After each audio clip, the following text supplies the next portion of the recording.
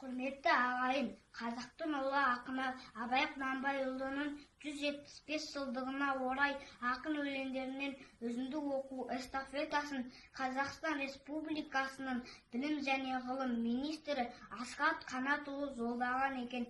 Мен номері 177-ші жалпы білім беретін мектептің 3-ші сынып оқушы Рустамұлы Алихан осы эстафетаның оқушыларға жолдаймын.